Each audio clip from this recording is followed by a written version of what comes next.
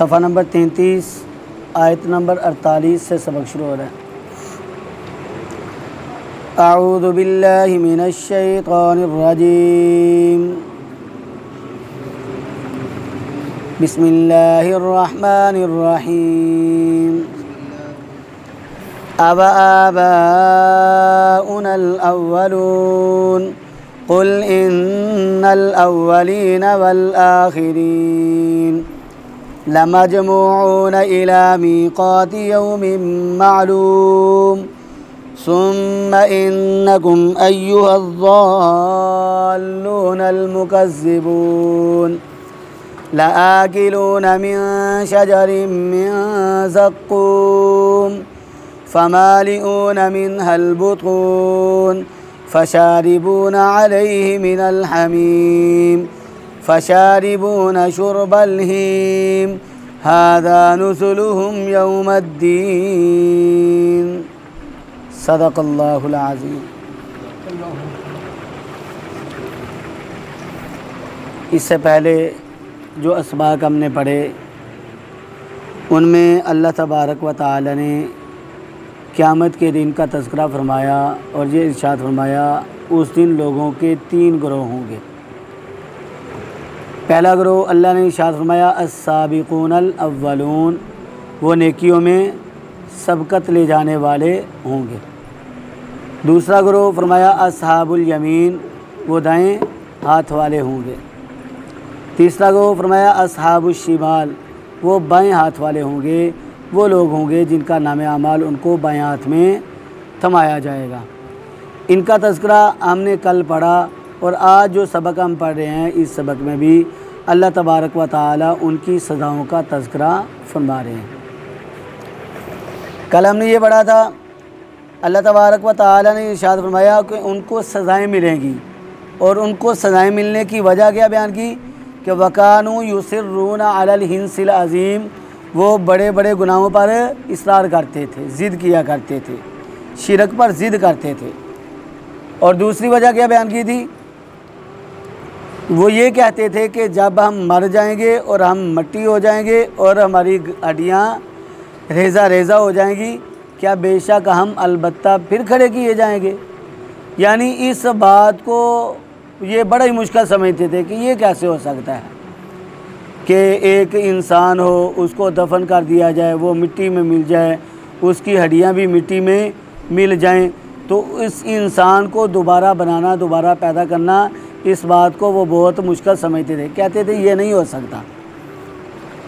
अल्लाह तबारक व तआला ने इरशाद फरमाया कि जब हुज़ूर नबी अकरम सल्लल्लाहु अलैहि वसल्लम उनको इस बात की खबर देते कि ये बात हक़ है, सच है, हड्डियों को अल्लाह तबारक व तआला दोबारा इंसान बनाएंगे, इन पर गोश्त चढ़ाएंगे, तो वो क्या कहते, आगे से कहते अवआबाउनल अव्वलून, क्या हमारे अगले बाप दादा भी, हमारे बाप दादा जो गुज़र चुके हैं उनको भी कब्रों से उठाया जाएगा, वो भी दोबारा खड़े किए जाएंगे, क्या उनको भी दोबारा ज़िंदा किया जाएगा। अल्लाह ताला फरमाते हैं मेरे महबूब आप इनसे कह दीजिए, कुल आप कह दीजिए, इन्नल अव्वलीना, बेशक पहले भी, वल आखिरीन और पिछले भी, पहलों को भी और पिछलों को भी अल्लाह तबारक व तआला सारों को कब्रों से उठाकर दोबारा खड़ा करेंगे। अल्लाह तबारक व तआला दोबारा कब्रों से उठाएंगे, बंदों को दोबारा ज़िंदा किया जाएगा, अल्लाह की बारगाह में पेश किया जाएगा। अल्लाह ने इस बात को बयान किया लमजमूऊना, अलबत्ता जमा होने वाले होंगे, इला मीक़ाति, मुकर्रर मिआद तक, यौमिन मालूम, ऐसे दिन की जो मालूम है। अल्लाह तबारक व तआला ने इरशाद फरमाया अलबत्ता जमा किए जाएंगे या जमा होंगे, इला मीक़ाति यौमिन मालूम, मुकर्रर दिन के वादे पर, और वो मुकर्रर दिन जो है मालूम है। कौन सा दिन है? अल्लाह के वादे का दिन, क़यामत का दिन है। हज़रत इसराफील अलैहिस्सलातु वस्सलाम सूर फूंकेंगे और क्या होगा, अल्लाह तबारक व तआला हर बंदे को उसकी कब्र से उठाएंगे और बंदा जो है वो मैदान महशर की तरफ जाएगा। अल्लाह तबारक व तआला फरमाते हैं लमजमून, सब के सब जितने भी लोग होंगे सबको अल्लाह की बारगाह में खड़ा किया जाएगा। लमजमून इला मीक़ाति यौमिन मालूम, मुकर्रर मियाद कौन सी है? अला इन्ना वादल्लाहि हक, बेशक अल्लाह ताला का वादा हक है, अल्लाह का वादा सच है और क़यामत के दिन का अल्लाह ने वादा फरमाया है और वो दिन इनके पास आकर ही रहेगा। अब देखिए बाज़ मुल्हिद किस्म के लोग जब वो कहते हैं जी ये कैसे हो सकता है, बाज़ लोग ऐसे हैं जो डूब जाते हैं, बाज़ ऐसे हैं जिनको परिंदे खा लेते हैं, जिनको दरिंदे खा लेते हैं, वो कैसे उठेंगे? तो इसके बारे में भी हम बुखारी शरीफ और मुस्लिम शरीफ की हदीस पढ़ चुके हैं कि एक आदमी जो अपने बेटों को वसीयत करता है कि मेरे मरने के बाद तुमने मुझे जला देना है और मेरी राख थोड़ी दरिया में बहा देनी है, थोड़ी हवा में उड़ा देनी है। उन्होंने अपने बाप की वसीयत के मुताबिक ऐसे ही किया। अल्लाह तबारक व तआला ने हवा को हुक्म दिया, समंदर को हुक्म दिया। अब उस हवा ने उसके जिस्म के एक एक उज़व को जोड़ दिया। वो बंदा सही सलामत अल्लाह की बारगाह में खड़ा हुआ। अल्लाह ने उससे पूछा कि तूने ऐसा क्यों किया? तो वो क्या कहता है? ऐ परवरदिगार, आपके डर की वजह से किया है, कहीं मुझे आपका अजाब ना पहुंच जाए, कहीं मैं दोबारा ज़िंदा करके आपकी बारगाह में न खड़ा किया जाऊं। यानी अल्लाह तबारक व तआला ने हवा को हुक्म दिया, उस हवा ने उसके जिस्म के एक एक ज़र्रे को इकट्ठा करके उसके जिस्म को जोड़ दिया। तो अल्लाह तबारक व तआला कादिर मुतलक ज़ात हैं, अल्लाह जो चाहे कर सकते हैं। जिस परवरदिगार ने पहले पैदा किया है वो परवरदिगार इंसानों को, हैवानों को, जानवरों को, सबको दोबारा पैदा करने पर भी कादिर। अल्लाह इरशाद फरमाया सुम्मा, फिर इन्नकुम, बेशक तुम, अय्युहज़्ज़ाल्लूना, ए गुमराह लोगो, फिर बेशक तुम ए गुमराह लोगो क्या करोगे? अल-मुकज़्ज़िबून, तुम जुटलाने वाले हो। तुम जुटलाने वाले हो, किस बात को जुटलाने वाले हो? अल्लाह तबारक व तआला की ज़ात को, अल्लाह के पैगम्बरों को, अल्लाह की किताबों को और हर हक बात को तुम जुटलाने वाले हो। अब तुमने गुमराही का रास्ता इख्तियार किया। अल्लाह ने इनको ज़ाल्लून कहा कि ऐ गुमराह लोगो, इन्होंने गुमराही का रास्ता भी इख्तियार किया था और अल्लाह तबारक व तआला की वहदानियत का इनकार किया, अल्लाह के अहकामात को जुटलाया। तो अल्लाह तबारक व तआला ने क्या इरशाद फरमाया? तुम्हारे लिए अब क्या है? अब अल्लाह तबारक व तआला उनको बदले के तौर पर क्या अता करेंगे? अल्लाह फरमाते हैं लाआकिलूना, अलबत्ता खाने वाले हो, मिन शजरिन, दरख्त को, मिन ज़क्कूम, थोर के। अलबत्ता तुम खाओगे, तुम खाने वाले होगे। किसको? थोर के दरख्त से खाने वाले होगे। और थोर का दरख्त बड़ा ही कड़वा होता है और उन पर ऐसी भूख मुसल्लत कर दी जाएगी कि वो इस दरख्त को खाने पर मजबूर हो जाएंगे। और रिवायत में क्या आता है कि ये तफासिर में, हदीस में आता है कि ये थोर का दरख्त ऐसा दरख्त है कि अगर इसका एक कतरा दरिया के अंदर डाल दिया जाए तो सारे का सारा दरिया जो है वो कड़वा हो जाए, यानी इतना कड़वा है। तो इसकी कड़वाहट की हद क्या होगी? और फरमाया ये इतना बदबूदार है, इतना बदबूदार है कि अगर इसका एक कतरा इस कायनात में, इस दुनिया में गिरा दिया जाए तो मशरिक़ से लेकर मगरिब तक और शमाल से लेकर जुनूब तक सारे के सारे इंसान, हैवानात मर जाएं, कोई भी उनमें से ज़िंदा ना रहे। यानी इतना जहरीला, इतना बदबूदार और इतना कड़वा जो है ये दरख्त है, लेकिन इनको खाना पड़ेगा। अल्लाह तबारक व तआला फरमाते हैं इन पर ऐसी भूख मुसल्लत की जाएगी कि ये इस दरख्त को, यानी थोर के दरख्त को खाने पर मजबूर हो जाएंगे।